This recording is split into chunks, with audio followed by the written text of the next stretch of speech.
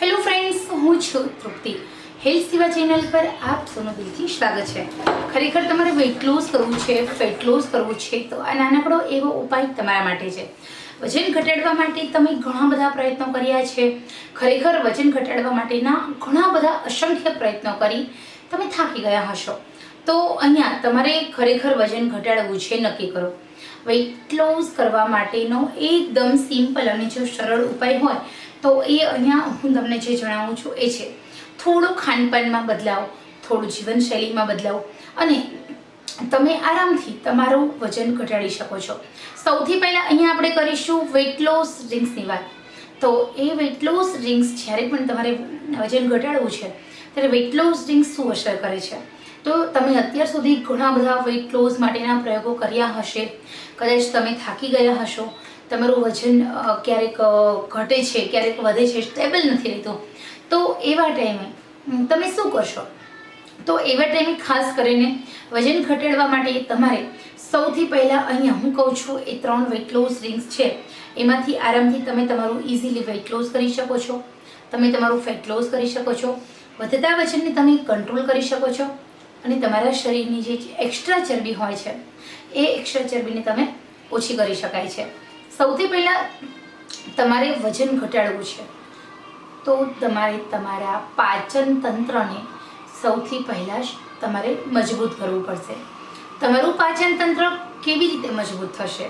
તો તમારે તમારા પાચન તંત્રને મજબૂત કરવા માટે તમારે તમારા મેટાબોલિઝમને બૂસ્ટ કરવું પડશે.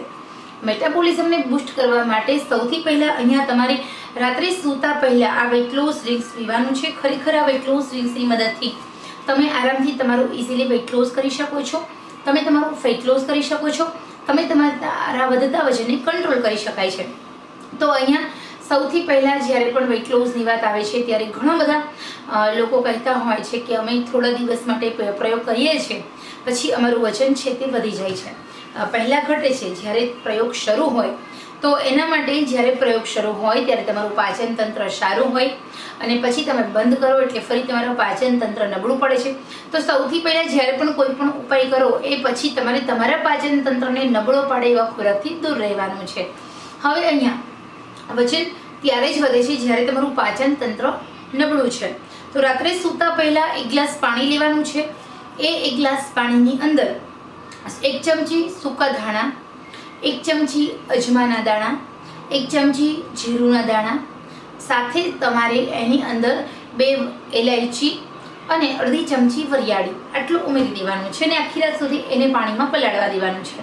હવે જ્યારે પણ તમારે પાણીમાં પલાળવા દેવાનું હોય ત્યારે સૌથી પહેલાં તો તમારે તમારા શરીરની અંદર જે અત્યાર સુધી જે પાચન તંત્ર નબળું હતું એના કારણે તમારા શરીરમાં જે તમે જમો છો એનું એનર્જીમાં કન્વર્ટ નહોતું થતું, એની ચરબી બનતી હતી. તો હવે અહીંયા તમારે શું થશે ખબર છે? આટલી વસ્તુ રાત્રે સૂતા પહેલાં પાણીમાં પલાળો, સવારે એનો ઉકાળો બનાવો અને પીવો. પછી આ જ વસ્તુ બધી લેવાની છે, સવારે પલાળવાની, રાત્રે એનો ઉકાળો બનાવી પીવો. દિવસમાં 2 સમય તમે ઉકાળો પીવો એટલે ખરેખર તમારું વજન ઘટવા લાગે છે. આ ઉકાળો તમારા શરીરનું પાચન તંત્ર મજબૂત કરે છે, મેટાબોલિઝમ છે તેને સ્ટ્રોંગ કરે છે, બૂસ્ટ કરે છે. આપણે જે ખોરાક ખાઈએ છીએ એનું એનર્જીમાં કન્વર્ટ કરે છે, ચરબી બનતી અટકે છે, ધીરે ધીરે તમારું વજન છે તે ઘટવા લાગે છે.